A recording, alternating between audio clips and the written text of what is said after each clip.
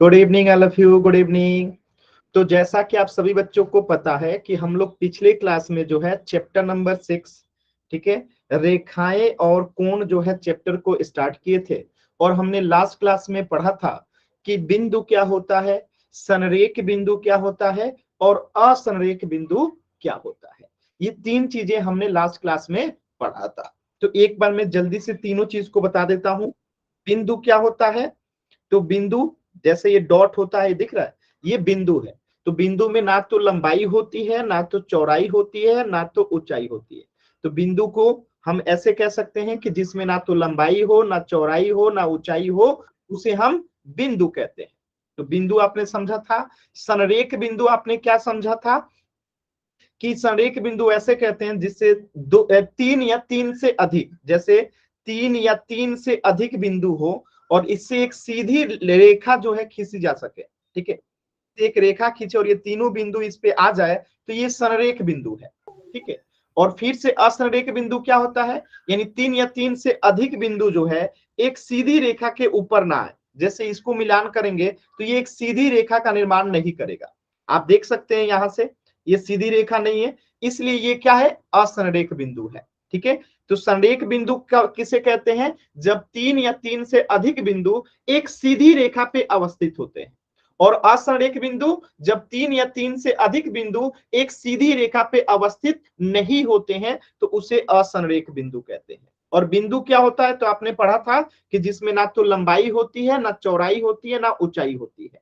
Clear है? तो ये तीनों चीजें जो है हमने लास्ट क्लास में पढ़ा था। एक बार जल्दी से सभी बच्चे वाई टाइप कीजिए, डाउट है तो एन टाइप कीजिए। ये हमने पिछली क्लास में पढ़ा था। क्लियर है ना? चलिए, तो अब हम इससे आगे बढ़ते हैं और आपका इसी पे आधारित एक सवाल है। सभी बच्चों को आंसर बताना है। ध्यान से देखिएगा, इस सवाल को पोल सेक्शन में आंसर बताना है। तो सभी बच्चे इसे सॉल्व करें और पोल सेक्शन में आंसर बताएंगे। तो सभी बच्चे पहले सॉल्व करेंगे, फिर पोल सेक्शन में आंसर करेंगे। ये हमने जो लास्ट क्लास में पढ़ा था उसी पे आधारित सवाल है। प्रश्न क्या कह रहा है? तो आपको यहाँ पे बिंदु बताए गए हैं और इसमें से आपको पहचानना है कि किन बिंदुओं को मिला के संरेख बिंदुओं का निर्माण हो सकता है। जैसे ऑप्शन ए में दिया है ए ओ क्यू, तो यहाँ पे रहा ए, यहाँ पे रहा ओ, यहाँ पे रहा क्यू। तो क्या ये संरेख बिंदु का निर्माण करेगा? तो हम चेक करेंगे, यहां से इसको ले जाएंगे, यहां से इसको ले जाएंगे, क्या ये संरेख है? नहीं है, तो ये हमारा उत्तर नहीं होगा। इसी प्रकार हम सभी बिंदुओं को मिला के देखेंगे कि क्या कौन सा बिंदु जो है संरेख बिंदु का निर्माण कर रहा है। तो सभी बच्चे सभी ऑप्शन को चेक करेंगे और देखेंगे कि कौन सा ऑप्शन जो है संरेख बिंदु का निर्माण कर रहा है। पोल सेक्शन में आंसर करना है। पहला ऑप्शन तो मैंने चेक कर दिया, यानी कि गलत है। दूसरा, तीसरा, चौथा आप लोग चेक कीजिए और बताइए कि किन बिंदुओं को मिलाने पे संरेख बिंदु का निर्माण हो रहा है। कोशिश कीजिए सभी बच्चे, पोल सेक्शन में आंसर करेंगे। कोशिश कीजिए, पोल सेक्शन में आंसर करेंगे।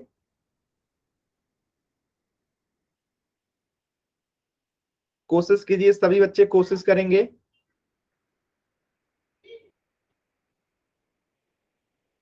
जल्दबाजी नहीं करना है। ये हमने पिछली क्लास में पढ़ा था कि संरेख बिंदु क्या होता है, कैसे पहचानते हैं, उसी पे आधारित ये सवाल। सभी बच्चे कोशिश कीजिए। और जो भी बच्चे क्लास लेट ज्वाइन कर रहे हैं तो ध्यान रखिएगा, अगर आप क्लास लेट ज्वाइन करते हैं तो आपको चीजें समझ में नहीं आएंगी या कम आएगा। तो इस बात का ध्यान रखिएगा। अगर आप क्लासेस थोड़ी सी भी मिस करते हैं, यानी आप ज्वाइन नहीं करते हैं या लेट ज्वाइन करते हैं, तो आपको चीजें समझने में मुश्किल होगी। इसीलिए क्लास को डेली करना है और समय से करना है। आप क्लास लेट ज्वाइन करेंगे तो आपको चीजें कम समझ में आएगी। 8:30 में क्लास रहती है तो कोशिश कीजिए 8:30 के 2 मिनट पहले क्लास ज्वाइन कर ले। चलिए, सभी बच्चे आंसर करेंगे। लास्ट के 20 सेकेंड इस प्रश्न के लिए हैं। लास्ट के 20 सेकेंड आंसर करेंगे सभी बच्चे पोल सेक्शन में। लास्ट के 10 सेकेंड।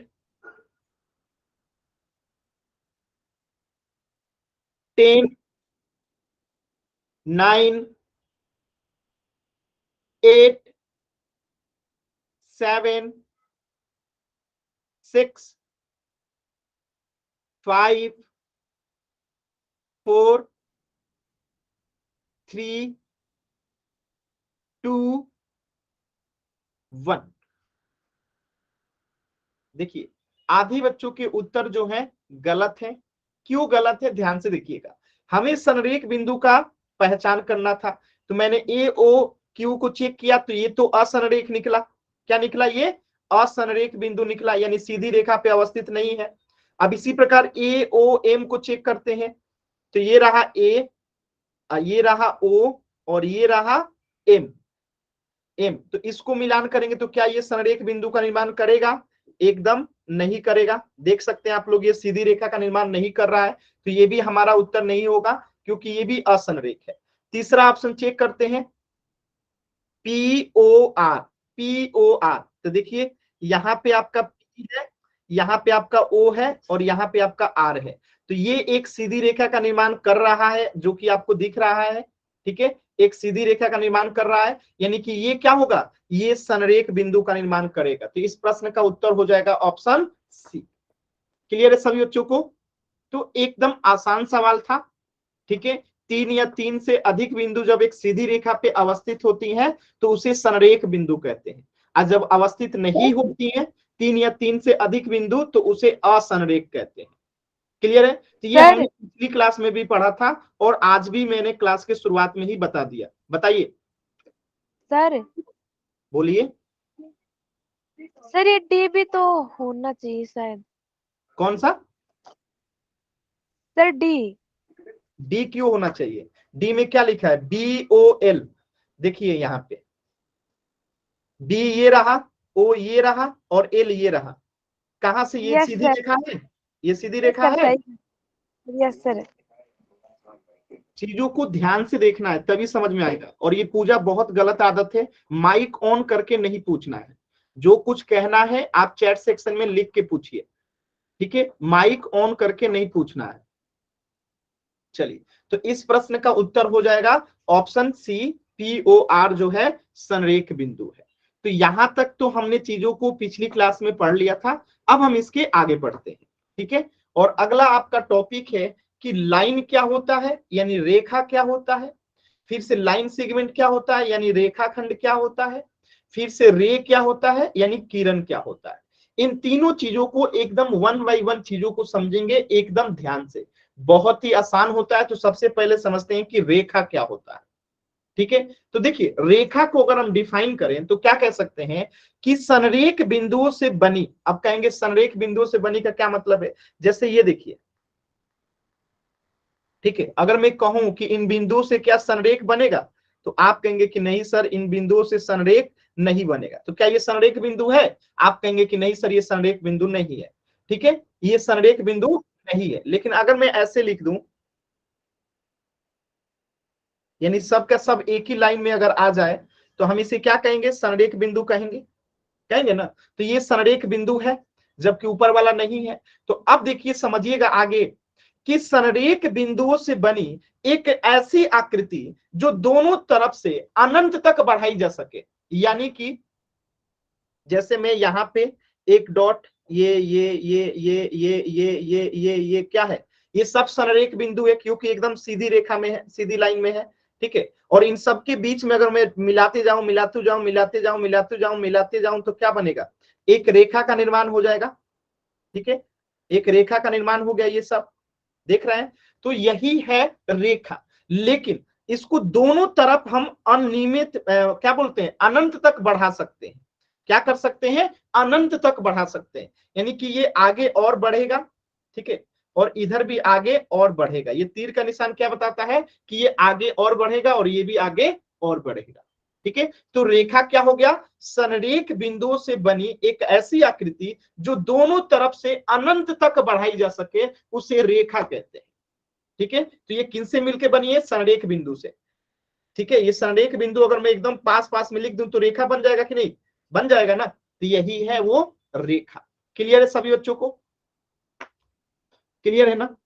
तो इस चीज को याद रखिएगा कि जो दोनों तरफ अनंत तक बढ़ाई जा सके रेखा कहते हैं। जो दोनों तरफ अनंत तक बढ़ाई जा सके उसे रेखा कहते हैं। इसकी कुछ और विशेषताएं हैं। देखिए ये क्या है, ये इसको भी इधर अनंत तक बढ़ा सकते हैं, इसे भी अनंत तक बढ़ा सकते हैं, इसीलिए इसको हम तीर का निशान लगा देते हैं।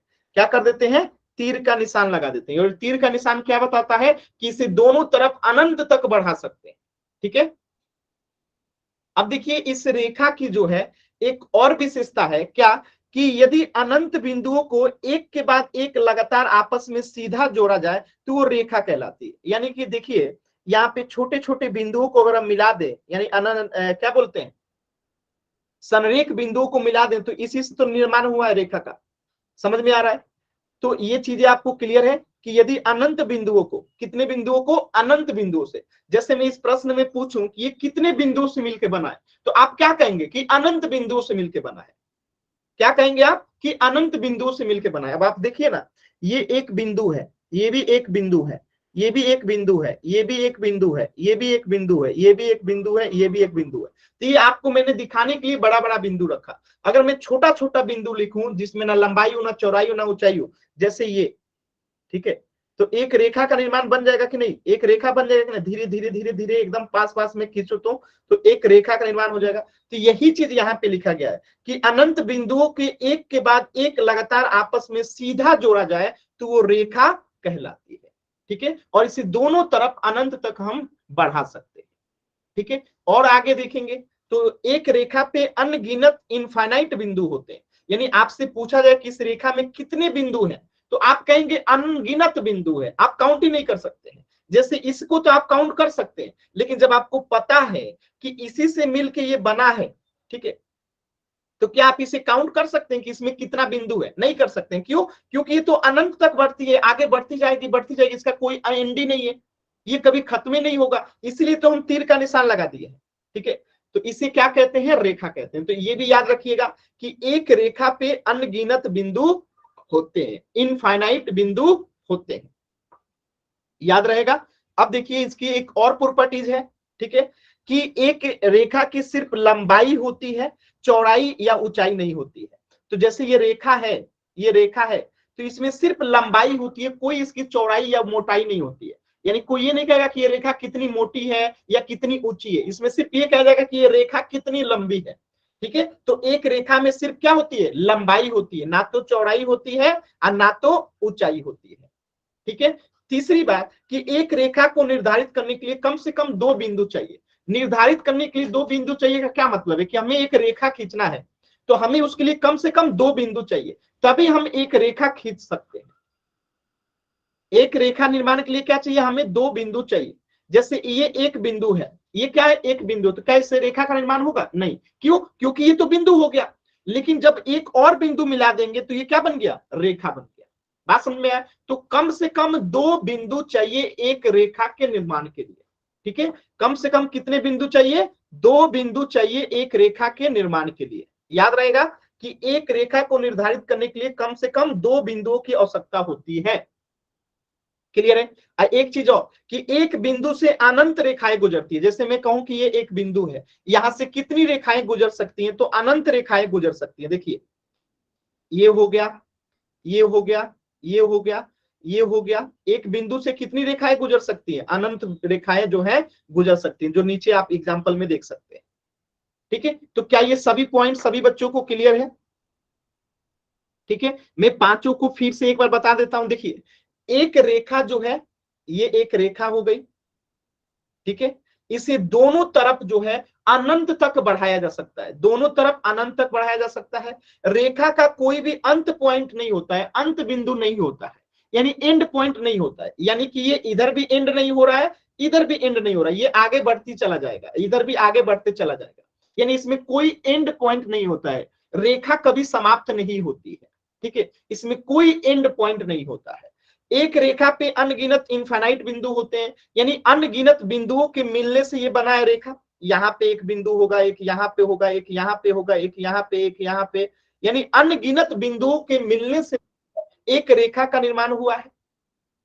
एक रेखा सिर्फ लंबाई होती है, इसमें कोई चौड़ाई या ऊंचाई नहीं होती है। सिर्फ रेखा की क्या बात करेंगे कि कितनी लंबी रेखा है, कोई ये नहीं कहता रेखा कितनी मोटी है कितनी चौड़ी है। बात समझ में आया? तो एक रेखा में सिर्फ क्या होती है, लंबाई होती है। अगर चौथा बात करूं ये कि एक रेखा को निर्धारित करने के लिए कम से कम 2 बिंदु चाहिए। अब सोचिए एक बिंदु है तो क्या हम इसे रेखा कहेंगे? नहीं, ये बिंदु हो गया, ठीक है, क्योंकि इसमें ना तो लंबाई है, ना तो चौड़ाई है, ना तो ऊंचाई है। और जैसे ही हम एक और बिंदु लेंगे, एक और बिंदु लेंगे तो कुछ ना कुछ दूरी पे लेंगे, तो इसमें क्या आ जाएगा? लंबाई आ जाएगा, ठीक है। तो एक रेखा के लिए कम से कम कितने बिंदु चाहिए? 2 बिंदु चाहिए, ठीक है। और एक बिंदु से अनगिनत रेखाएं गुजरती है, तो जैसे यहाँ पे देख सकते हैं कि एक बिंदु से अनगिनत रेखाएं जो है गुजर सकती है। तो ये सभी बातें आपको क्लियर है?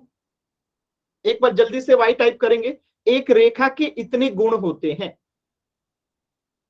जैसे इंसान के गुण होते हैं ना, कि इंसान लंबा होता है, छोटा होता है, मोटा होता है, काला होता है, गोरा होता है, 2 आंखें होती हैं, 2 पैर होता है, 2 आंत होता है, ठीक है, 2 आंखें होती है, एक नाक होता है, एक मुंह होता है। तो ये एक इंसान की विशेषता है। इसी प्रकार एक रेखा के ये गुण है, ठीक है, कि एक रेखा को अनंत तक बढ़ाया जा सकता है, इसके अंत बिंदु नहीं होता है, यानी ये कभी समाप्त नहीं होता है। एक रेखा पे अनगिनत बिंदु होते हैं। एक रेखा की सिर्फ लंबाई होती है। एक रेखा निर्धारित करने के लिए हमें कम से कम 2 बिंदु चाहिए। एक बिंदु से अनगिनत रेखाएं गुजर सकती है। तो ये रेखा के गुण है। जैसे इंसान के गुण होते हैं, ऐसे ही एक रेखा के ये गुण है। क्लियर है सभी बच्चों को? आसान है, ठीक है। तो आपने रेखा समझ लिया। अब देखिए, ठीक है, तो रेखा को लिखा कैसे जाता है? जैसे ये ए और बी, तो ये ऊपर वाला क्या है? एक रेखा है, तो इसको लिखेंगे कैसे? A B. आइए ऊपर में क्यों बना दे रहे हैं कि ये एक रेखा है? ये क्या है? एक रेखा है। तो ये सिंबल हमें क्या बताता है? ये सिंबल हमें बताता है कि ये एक रेखा की बात की जा रही है, यानी ए बी जो है एक रेखा, ठीक है। अब ए बी लिखिए या बी ए लिखिए, बात एक ही है। ए बी लिखिए या बी ए लिखिए, बात एक ही है। तो एक रेखा को हम ऐसे लिखते हैं। देखिए जो तीर का निशान है ना, तीर जो है रेखा की अनंत लंबाई को दर्शाता है। यानी ये तीर का निशान क्यों लगाते हैं हम? तो ये तीर का निशान बताता है कि इसकी लंबाई अनंत है, यानी इसका कोई एंड पॉइंट नहीं है। बात समझ में आया सभी बच्चों को? ठीक है, तो एक रेखा को ऐसे लिखते हैं, ठीक है। अब देखिए, जैसे दैनिक जीवन में भी आप रेखा के कुछ उदाहरण देख सकते हैं। जैसे ट्रेन की जो ये रेल लाइन की जो पटरियां होती हैं, वो देखिएगा एकदम सीधी अनंत तक जाती हैं। या फिर ये इलेक्ट्रिक जो तारे दिखाई देती हैं आपको, देखिएगा अनंत तक, बहुत दूर तक जाती है, ठीक है। तो ये हमारे दैनिक जीवन के कुछ रेखा के क्या है? उदाहरण है, जहां पे आप सीधी लाइन देख सकते हैं, ठीक है। अब देखिए रेखाखंड क्या होता है। देखिए मैं दोनों में अंतर बताता हूं। ये जो हो गया, इसमें तीर का निशान लगा दिया, तो ये क्या हो गया? रेखा हो गया। ये क्या हो गया? रेखा हो गया। और रेखाखंड क्या होता है? तो देखिए यहां पे जो है हम 2 बिंदु दे दें, 2 बिंदु दे दें, तो ये क्या हो गया? रेखाखंड हो गया। अब दोनों में कहेंगे सर अंतर क्या है? अंतर ये है कि इसे जो है हम आगे बढ़ा सकते हैं, ठीक है, इसको हम आगे बढ़ा सकते हैं, यानी इसमें एंड पॉइंट नहीं होता है रेखा में, जबकि रेखाखंड में एंड पॉइंट होता है। यानी हम इसको इसके आगे नहीं बढ़ा सकते हैं, हम इसको इसके आगे नहीं बढ़ा सकते हैं, ठीक है। तो रेखाखंड क्या हो गया? Line segment. कि रेखा का वो भाग होता है जिसके 2 निर्धारित अंत बिंदु होते हैं, यानी ये इससे आगे नहीं बढ़ सकता है, ना ही इससे पीछे बढ़ सकता है। यानी रेखाखंड की लंबाई क्या होती है? फिक्स होती है, हम इसे छोटा या बड़ा नहीं कर सकते। जबकि रेखा की लंबाई अनंत होती है। बात समझ में आया? दोनों में अंतर। तो अगर तीर का निशान है तो रेखा, अगर दोनों तरफ बिना तीर का निशान है, यानी तीर का निशान है ही नहीं, तो रेखाखंड। दोनों में अंतर समझ में आया? क्लियर है? तो इसमें 2 जो है एंड पॉइंट हो गया। आगे देखिए, ठीक है। तो रेखा वह भाग होता है जिसके 2 निर्धारित अंत बिंदु होते हैं। जैसे देखिए ये क्या है? इसके अंत बिंदु है। ये क्या है? इसके अंत बिंदु है। तो एक को हम प्रारंभिक बिंदु कह देते हैं और एक को जो है हम लोग क्या कह देते हैं? अंत बिंदु कह देते हैं, ठीक है। तो आप इसे प्रारंभिक कहिए या इसे अंत कहिए, दोनों एक ही चीज है, ठीक है। तो इसीलिए कहते हैं कि इसके 2 अंत बिंदु होते हैं, याद रखिएगा, ठीक है। तो देख रहे हैं ये अंत बिंदु है, लास्ट वाला क्या है? ये अंत बिंदु है, ठीक है। तो रेखा और रेखाखंड में क्या अंतर है समझ में आया? कि रेखा के एक भी अंत बिंदु नहीं होता है, यानी इसे अनंत तक बढ़ाया जा सकता है, जबकि रेखाखंड में 2 अनंत बिंदु होता है। अंत बिंदु जो है 2 होता है। क्लियर है सभी बच्चों को? रेखा और रेखाखंड में अंतर, ठीक है।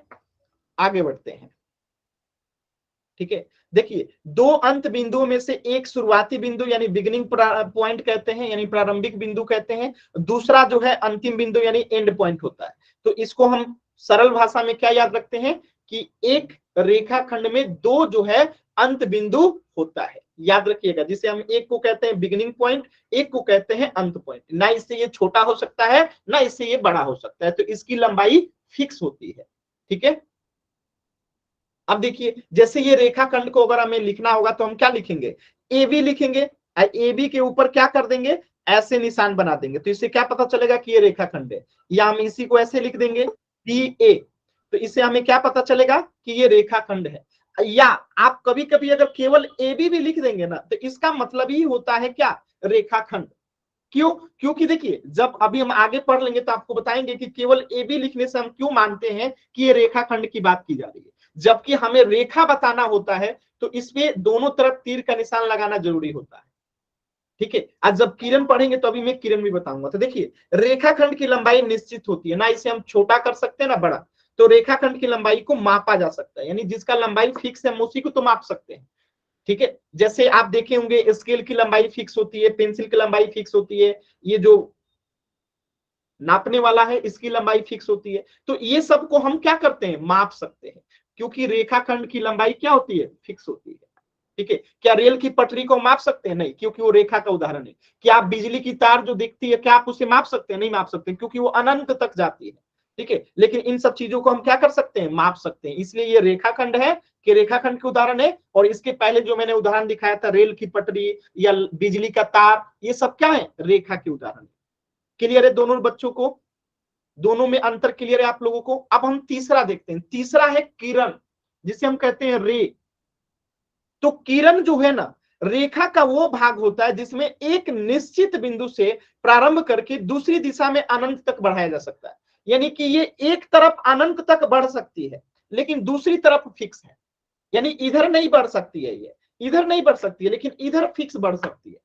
ठीक है, यानी कि दूसरी दिशा में अनंत तक बढ़ाया जा सकता है।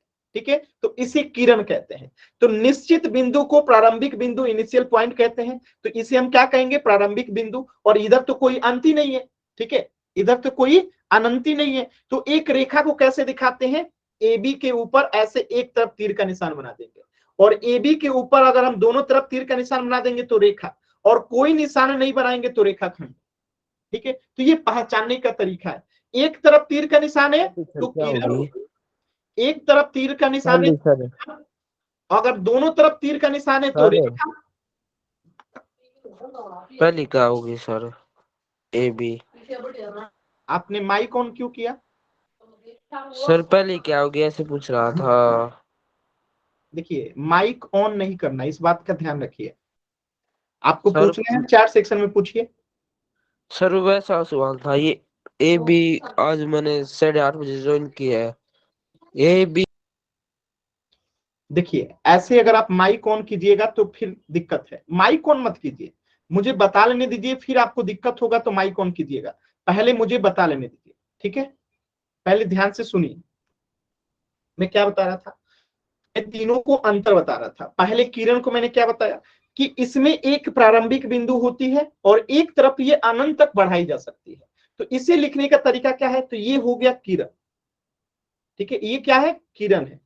अब अगर मैं बात करूं यहीं पे एक रेखा की, तो इसमें दोनों तरफ तीर की निशान रहती है, इसमें दोनों तरफ तीर की निशान रहती है। ठीक है, तो इसे ऐसे ए बी, और इसे जब हमें लिखना होगा तो हम क्या लिखेंगे, ए बी के ऊपर दोनों तरफ तीर का निशान लगेगा तो ये रेखा हो गया। अगर हमें अब रेखा खंड लिखना होगा तो हम क्या करेंगे, ठीक है, यहाँ पे दो अंत बिंदु होगा, यहाँ पे दो क्या होगा, अंत बिंदु होगा। ठीक है, ए और बी। ठीक है, तो इसे हम क्या लिखेंगे, ए बी के ऊपर में ऐसे दो अनंत बिंदु लगा दीजिए, या आप केवल ए बी भी लिख देंगे तो ये क्या हो जाएगा, रेखाखंड हो जाएगा, तो इसे हम रेखाखंड कहते हैं। तीनों में अंतर आपको अभी समझ में आ रहा है, सभी बच्चे बताएंगे तीनों में अंतर समझ में आ रहा है। ललित नाम से जो बच्चा है, देखिए चैट सेक्शन में अगर अनावश्यक चीजें लिखिएगा तो क्लास से बाहर हो जाएंगे, तो ऐसे अनावश्यक चीजें चैट सेक्शन में नहीं लिखना है। क्लियर है सभी बच्चों को? एक बार वाई टाइप करके बताएंगे कि किरण, रेखा, रेखाखंड में क्या अंतर है? क्लियर है सभी बच्चों को? एक बार वाई टाइप करके बताएंगे सभी बच्चे, एक बार वाई टाइप करेंगे, क्लियर है तो।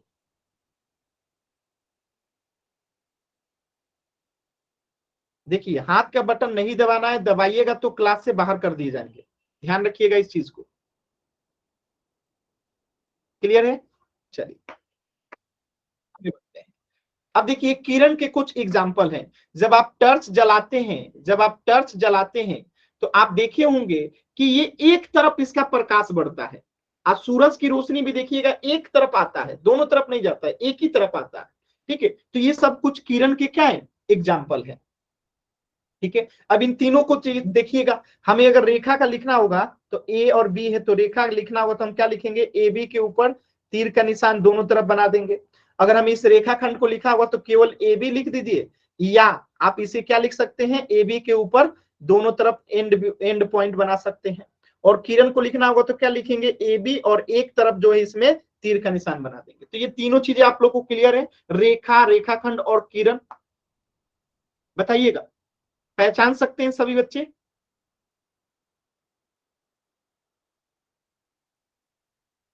बताइएगा, क्लियर है? अब मेरे एक सवाल का जवाब दीजिएगा, रेखाखंड में कितने अंत बिंदु होते हैं? एंड पॉइंट कितने होते हैं? एंड पॉइंट रेखाखंड में कितने होते हैं? वेरी गुड, दो होते हैं, ये पहला और ये दूसरा, या ये पहला और ये दूसरा। तो रेखाखंड में एंड पॉइंट कितने हो गए? दो ठो। रेखाखंड में एंड पॉइंट कितने हो गए? दो। ठीक है, अगर मैं पूछूं रेखा में कितने एंड पॉइंट होते हैं तो रेखा में एंड पॉइंट नहीं होता है, रेखा में एंड पॉइंट नहीं होता है, एंड पॉइंट नहीं होता है। ठीक है, एंड पॉइंट नहीं होता है, याद रहेगा, रेखा में जो है नहीं होता है एंड पॉइंट। रेखाखंड में कितने होते हैं? दो होते हैं। कितने होते हैं एंड पॉइंट? दो होते हैं। अगर किरण में पूछो तो एंड पॉइंट कितना है, या प्रारंभिक बिंदु या एंड पॉइंट, उसको तो एक एंड पॉइंट कहिए या प्रारंभिक बिंदु कहिए। ठीक है, तो किरण में एक होता है, रेखाखंड में दो होता है, रेखा में एक भी नहीं होता है, यानी कि होता ही नहीं है एंड पॉइंट। क्लियर है सभी बच्चों को? एक बार वाई टाइप करेंगे जल्दी से, क्लियर है? चलिए एक क्वेश्चन कीजिएगा पोल सेक्शन में ध्यान से, इसी पे आधारित ये प्रश्न है कि एक रेखाखंड में कितने अंत बिंदु होते हैं? एंड पॉइंट कितने होते हैं? सभी बच्चे इस क्वेश्चन का आंसर करेंगे पोल सेक्शन में कि एक रेखाखंड में कितने अंत बिंदु होते हैं। एकदम ध्यान से पोल सेक्शन में आंसर करेंगे, कोई जल्दबाजी नहीं है, एकदम ध्यान से इस प्रश्न का आंसर कीजिएगा सभी बच्चे।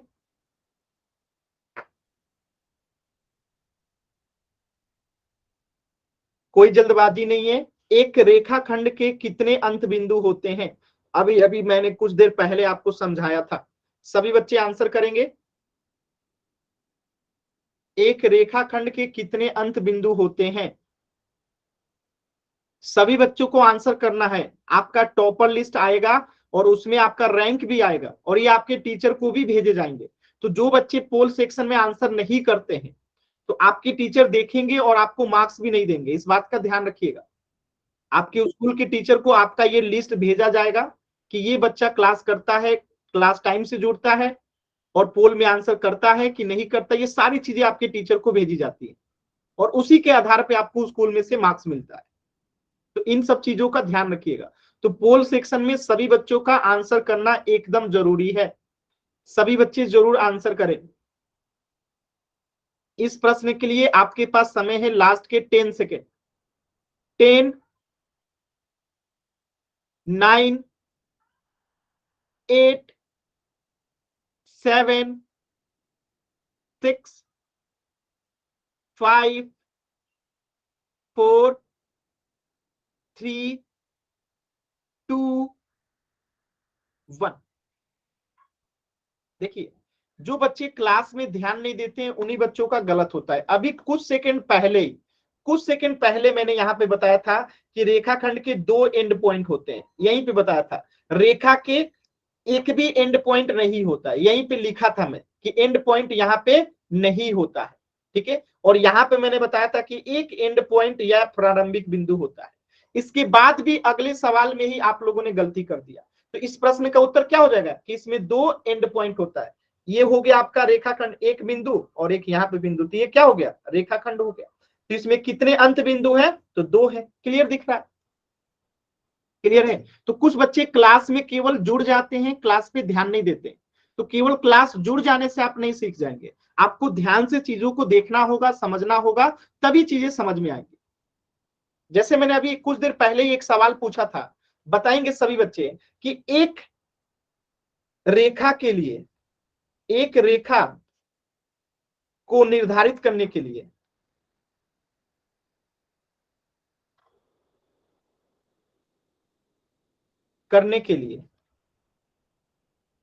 कितने बिंदु चाहिए, कितने बिंदु चाहिए। ठीक है, क्वेश्चन नंबर 1 और क्वेश्चन नंबर 2। ठीक है, कितने बिंदु से मिलके बना है ये रेखा। दो सवाल है, जो बच्चा आंसर देना चाहता है आंसर दे सकते हैं। क्वेश्चन नंबर 1 और क्वेश्चन नंबर 2, एक रेखा को निर्धारित करने के लिए कितने बिंदु चाहिए, और क्वेश्चन नंबर 2 है कि इस रेखा में कितने बिंदु से बना है। यानी ये जो रेखा है, ये जो रेखा दिख रहा है, ये रेखा कितने बिंदु से मिलके बना है। देखिए पहला सवाल कि एक रेखा को निर्धारित करने के लिए, यानी एक रेखा का निर्माण कब होगा, जब हमारे पास मिनिमम दो बिंदु होगा। दो बिंदु होगा तभी हम एक रेखा का निर्माण कर सकते हैं। दो बिंदु होगा तभी हम एक रेखा का निर्माण कर सकते हैं। लेकिन जब प्रश्न पूछा जाएगा कि किसी रेखा में, जैसे ये एक रेखा दे दिया गया या ये एक रेखा दे दिया गया और आपसे पूछिए कितने बिंदु से मिलकर बना है, तो हम कहेंगे कि अनगिनत, अनगिनत, इनफाइनाइट। ठीक है, अनगिनत यानी कि हम काउंट नहीं कर सकते हैं, अपरिमित। इसी को हम लोग क्या बोलते हैं, अपरिमित भी बोलते हैं, अपरिमित। ठीक है, जिसे गिना नहीं जा सकता है उसे अनगिनत या अपरिमित कहते हैं, यानी इंग्लिश में इनफाइनाइट शब्द का प्रयोग किया जाता है। ठीक है, कि ये कितने बिंदुओं से मिलकर बना है हम काउंट नहीं कर सकते। देखिए ना, एक यहाँ पे बिंदु होगा, एक यहाँ पे होगा, एक यहाँ पे होगा, एक यहाँ, एक यहाँ, एक यहाँ, एक यहाँ, एक यहाँ, यानी पता नहीं कितने बिंदुओं से मिलकर बना होगा। इसी प्रकार ये भी है, कितने बिंदुओं से मिलकर बना होगा पता ही नहीं है, तो इसको क्या कहते हैं, अपरिमित या अनगिनत।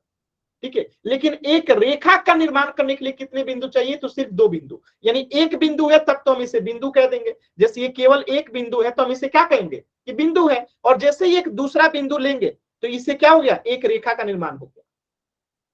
ठीक है, लेकिन जब हमें एक ऐसे लंबा ऐसे रेखा दे दे और पूछे कि इसमें कितने बिंदु से मिलकर बना है, तो हम क्या कहेंगे, अपरिमित, अनगिनत। क्लियर है दोनों चीजें। तो याद रखिएगा इस चीज को, भूलिएगा नहीं, याद रखिएगा। चलिए, जैसे ये एक प्रश्न है, यहां से आपसे पूछा गया है कि ये, अब मान लेते हैं कि ये एक रेखा है, क्या है, ये एक रेखा है, और आपसे पूछा गया है कि एक रेखा पे कितने बिंदु होते हैं, यानी ये कितने बिंदु से मिलकर बना है। ठीक है, ये नहीं पूछा गया कि कम से कम कितने बिंदु से मिलकर बना है, ये पूछा गया कि इस रेखा पे कितने बिंदु हैं। ठीक है, मिनिमम पूछेगा वो अलग है कि कितने बिंदु कम से कम चाहिए, लेकिन यहाँ पे पूछा है कि इस रेखा को पे कितने बिंदु हैं। ठीक है, तो ध्यान से कीजिएगा, जल्दबाजी कीजिएगा तो गलत हो जाएगा, एकदम ध्यान से कीजिएगा। पोल सेक्शन में आंसर करना है।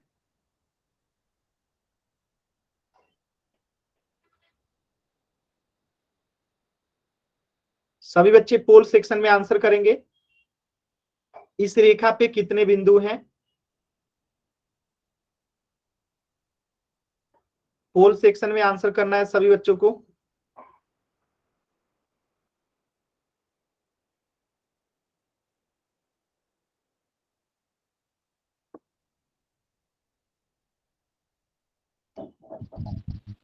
पोल सेक्शन में आंसर करेंगे।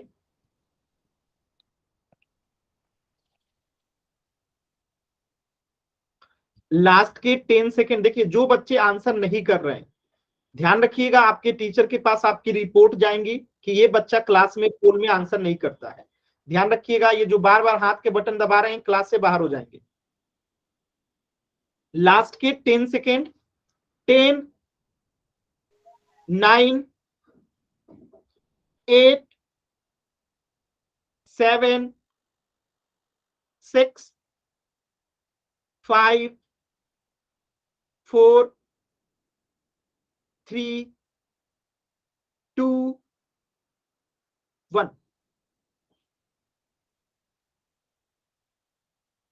चलिए देखिए, सिंपल सा क्वेश्चन था, एक रेखा पे कितने बिंदु से मिलकर बनता है अपरिमित यानी अनगिनत। हमें पता ही नहीं है इसमें कितने बिंदु हैं, बहुत ज्यादा बिंदुओं से, यानी जिसे हम काउंट नहीं कर सकते उसी को क्या कहते हैं, अपरिमित। यानी एक रेखा का निर्माण कितने बिंदु से मिलकर बना है हमें क्या पता, अनगिनत। ठीक है, तो इसी को बोलते हैं अपरिमित रूप से अनेक, इनफाइनाइटली मेनी। ठीक है, कई बिंदुओं से मिलकर बनता है, अनगिनत। ठीक है, तो इस प्रश्न का आंसर हो जाएगा ऑप्शन डी। क्लियर है सभी बच्चों को? किसी बच्चे को डाउट है तो बताइएगा। अब देखिए, एक चीज मैं आपको दे रहा हूं, आपको बताना है। ऑप्शन ए में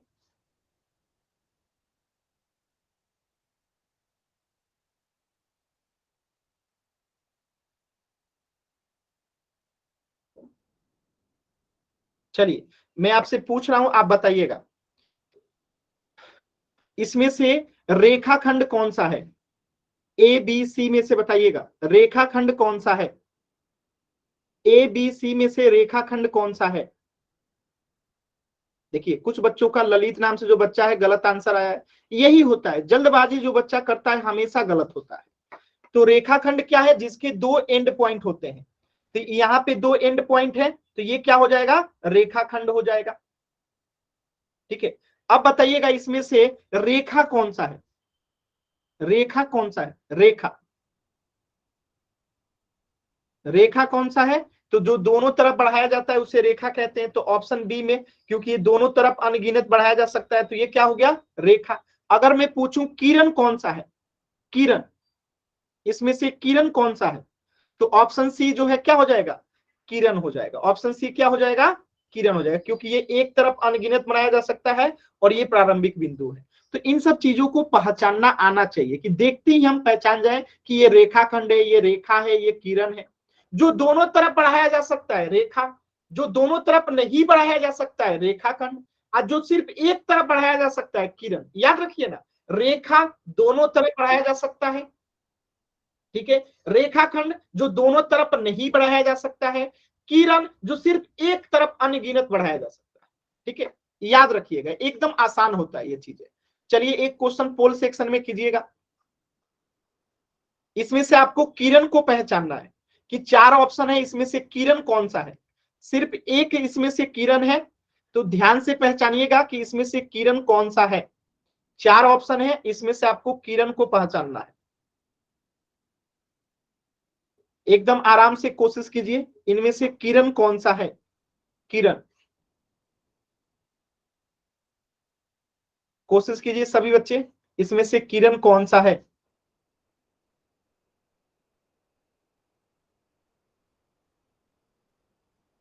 किरण को पहचानना है, सभी बच्चे आंसर करेंगे। इन चार ऑप्शन में से किरण को पहचानना है कि रे कौन सा है, किरण। लास्ट के 20 सेकेंड, क्योंकि ये प्रश्न देखते ही आंसर करना चाहिए, इसमें ज्यादा समय नहीं लगेगा। ठीक है, लास्ट के 20 सेकेंड। बहुत सारे बच्चे आंसर नहीं कर रहे हैं। देखिए, अगर आप पोल में आंसर नहीं करेंगे तो आपके मार्क्स भी नहीं आएंगे एग्जाम में, और अटेंडेंस भी नहीं लगता है। तो इस चीज का ध्यान रखिएगा। तो सभी बच्चे पोल में आंसर जरूर करें। अगले क्लास में आपकी रैंक भी बताऊंगा और उन बच्चों का नाम भी बताऊंगा कि जिनका सबसे ज्यादा गलत होगा या जिनका जो सबसे कम आंसर देंगे उनका भी, और जो बच्चे अब्सेंट हैं उनका भी नाम बताया जाएगा, और ये आपके टीचर को भी बताया जाएगा। लास्ट के 10 सेकेंड इस प्रश्न के लिए। 10 9 8 7 6 5 4 3 2 1। देखिए, बहुत ही इजी प्रश्न था। जो एक तरफ अनंत तक बढ़ाई जाती है उसे किरण कहते हैं, तो ये क्या हो जाएगा, किरण। जो दोनों तरफ नहीं बढ़ाई जा सकती है वो रेखाखंड, ये क्या हो गया, रेखाखंड। ये भी क्या है, रेखाखंड। आज जो दोनों तरफ अनंत तक बढ़ाई जा सकती है उसे रेखा कहते हैं। तो इस प्रश्न का उत्तर क्या हो जाएगा, ऑप्शन ए। क्लियर है सभी बच्चों को, एकदम आसान सवाल था। चलिए अगला टॉपिक की तरफ चलते हैं। अगला टॉपिक है आपका मेजरमेंट ऑफ एंगल्स, यानी कोणों का माप कैसे करते हैं। ठीक है, तो इसको ध्यान रखिएगा कि कोण जो होता है, कोण उसे हम डिग्री में मापते हैं। किस में मापते हैं, डिग्री में मापते हैं। तो जैसे यहाँ पे हमें मापना हो कि इसे हम कैसे लिखेंगे, तो हम क्या लिखेंगे, एंगल। इसे क्या पढ़ते हैं, एंगल। इस चिन्ह को क्या पढ़ते हैं, एंगल। एंगल या इसी को बोलते हैं कोण। इसको क्या पढ़ेंगे इंग्लिश में, एंगल या तो कोण। तो हम इसे पढ़ेंगे कोण ए ओ बी, या क्या पढ़ेंगे, एंगल ए ओ बी। यानी हम किसकी बात कर रहे हैं, कोण बी की बात कर रहे हैं। कितना है, 120 डिग्री। तो यहाँ डिग्री को, ये जो छोटा वाला बिंदु है ये किसको दर्शाता है, डिग्री को दर्शाता है। तो ये क्या है, इसे हम डिग्री कहते हैं। ठीक है, तो याद रखिएगा। आगे देखिए, तो कोण को मापने के लिए हम आपको इंस्ट्रूमेंट बॉक्स में आप देखे होंगे कि इस चांद का जो है उपयोग करते हैं। तो इसे हम क्या कहते हैं, चंदा। इंग्लिश में इसे प्रोटेक्टर कहते हैं। क्या कहते हैं, प्रोटेक्टर। ठीक है, तो चांद को मापने के लिए प्रोटेक्टर का यूज करते हैं और ये इंस्ट्रूमेंट बॉक्स में रहता है। और इसमें एक 0 से लेके 180 डिग्री तक के कोण जो है चिन्हित होते हैं। ध्यान से देखिएगा। अब जैसे हमें इसको मापना है कि ये कितने डिग्री का कोण है, ठीक है, तो हम इसके ऊपर चांद रखेंगे। आप ध्यान से देखेंगे, अगर ये वाला रहेगा, इधर वाला अगर हम इसको नीचे का लेंगे, लेफ्ट साइड वाला, ठीक है, लेफ्ट साइड वाला अगर लेंगे तो हम क्या करेंगे, ऊपर वाले से मिलान करेंगे। अगर हम इधर वाला लेते हैं, ठीक है, इधर वाला अगर इधर मापना होगा तो इस वाला बेस को, आधार को लेंगे, तो हम नीचे वाले को पकड़ेंगे। देखिए अभी आपको क्लियर हो जाएगा। तो कोण को मापने के लिए चांद का उपयोग कैसे करते हैं, ध्यान से देखिएगा। तो मान लेते हैं कि हमारे पास ये एक एंगल है, एंगल ए ओ बी। अगर हमें इसे मापना है तो हम क्या करेंगे, इसके ऊपर जो है चांद को रख देंगे। चांद को हमने रख दिया, तो हमने देखिए किधर वाला लिया है, इस साइड वाला, राइट साइड वाला लिए हैं।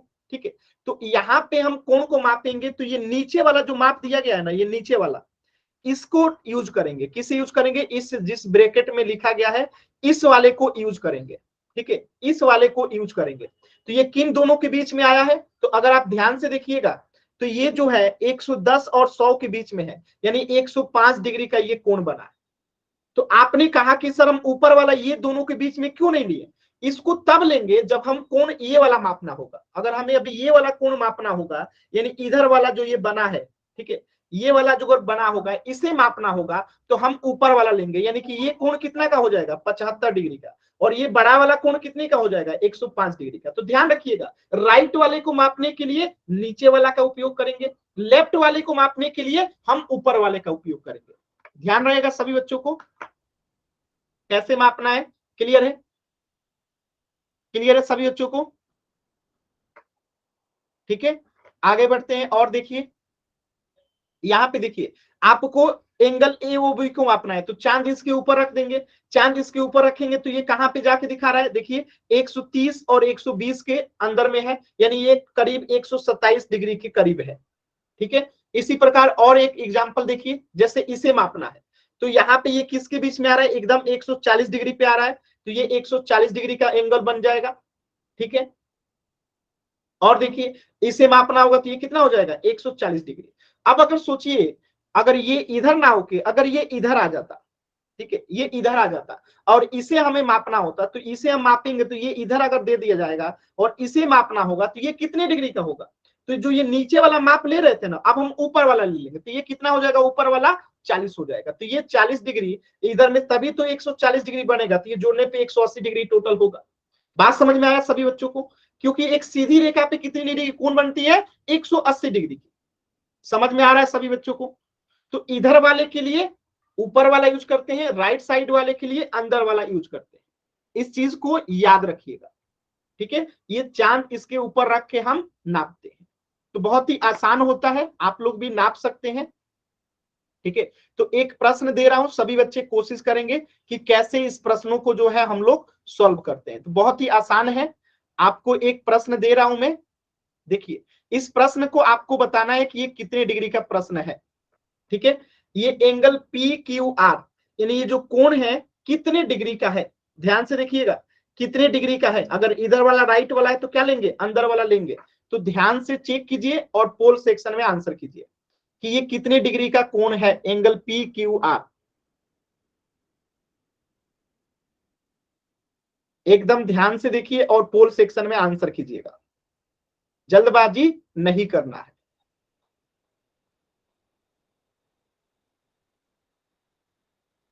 देखिए जो बच्चा जल्दबाजी करते हैं उन्हीं का गलत होता है। मैंने गोला भी बना दिया है कि 40 और 30 के बीच में होगा। इसके बाद भी कुछ बच्चे जल्दबाजी करते हैं और आधे बच्चों का आंसर गलत है। यानी इतना समझाने के बाद भी, इतना हिंट दिया मैंने, इसके बाद भी आधे बच्चों का उत्तर गलत है। मतलब क्या है कि वो क्लास में है लेकिन ध्यान से सुन ही नहीं रहे मेरी बातों को। क्लियर दिख रहा है कि ये किन दो बिंदुओं के बीच में है।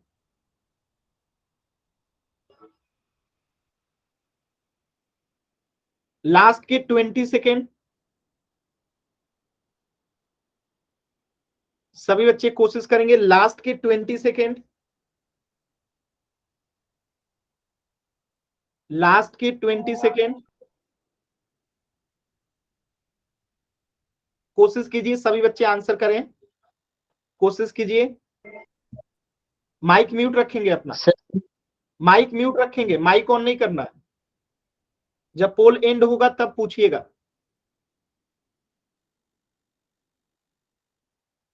10, 9, 8, 7, 6, 5, 4, 3, 2, 1। देखिए एकदम आसान सवाल था। अगर आप ध्यान से देखेंगे तो मैंने यहाँ पे मार्क भी कर दिया था कि हम नीचे वाला बिंदु लेंगे और ये 30 और 40 के बीच में कितना है, यानी कि 35 डिग्री बता रहा है। तो ये कितने डिग्री का कोण बनेगा, 35 डिग्री का। अब अगर मैं आपसे कहता कि हमें ये वाला एंगल बताना है, कौन वाला, ध्यान से देखिए, ये और इसको मैं ग्रीन कर देता हूं, ये यानी कि इस बीच वाला हमें एंगल बताना है, ये वाला। तो अब हम कौन सा देखेंगे, अब हम कौन सा कोण देखेंगे, अब बाहर वाला देखेंगे कि ये बाहर में कहां पे है। तो बाहर में देखिए ये कहां है, 140 और 150 के बीच में है, यानी कि 145 डिग्री है। तो ये वाला कोण होगा 145 डिग्री का, ठीक है। लेकिन जो इसमें जो दिया गया था क्वेश्चन में, वो कितने डिग्री का था, 135, सॉरी 35 डिग्री का, ठीक है। तो दोनों में अंतर है। इधर वाला रहेगा तो हम ऊपर वाला से मापेंगे, यानी इस वाले को, इस मेजरमेंट को देखेंगे, ऊपर वाला, ठीक है। आज जब राइट साइड का हम आधार लेंगे तो नीचे वाला मेजरमेंट को देखेंगे। तो दोनों में अंतर है, ध्यान से इस चीज को समझिएगा, ठीक है। जल्दबाजी करते हैं तभी गलत होता है। चलिए, तो इस प्रश्न का उत्तर तो आपको समझ में आ गया होगा कि ऑप्शन डी होगा 35 डिग्री, ठीक है। एक और क्वेश्चन है, ध्यान से देखिए, इस प्रश्न को देखिए। अब देखिए जस्ट इसके उल्टा है, जस्ट इस प्रश्न का क्या है, उल्टा है। इस प्रश्न को सॉल्व कीजिए। आपसे पूछा गया एंगल एओबीसी, यानी अब इधर वाला को बताना है। अब इधर वाला नहीं बताना है आपको, इधर वाला बताना है। तो अब हम क्या करेंगे, ऊपर वाला का देखेंगे, यानी इसके अंदर में देखेंगे कि ये कहां पे है। एकदम आसान सवाल है, पोल सेक्शन में आंसर करेंगे सभी बच्चे। ध्यान से देखिए, सभी बच्चे पोल सेक्शन में आंसर करेंगे।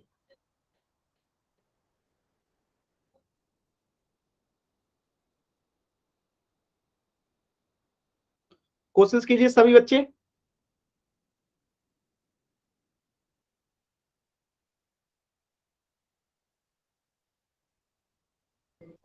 सर क्वेश्चन दोबारा से बोल दो।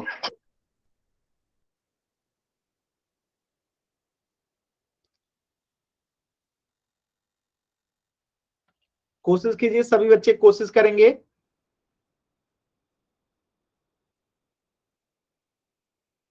लास्ट के 20 सेकंड है इस प्रश्न के लिए।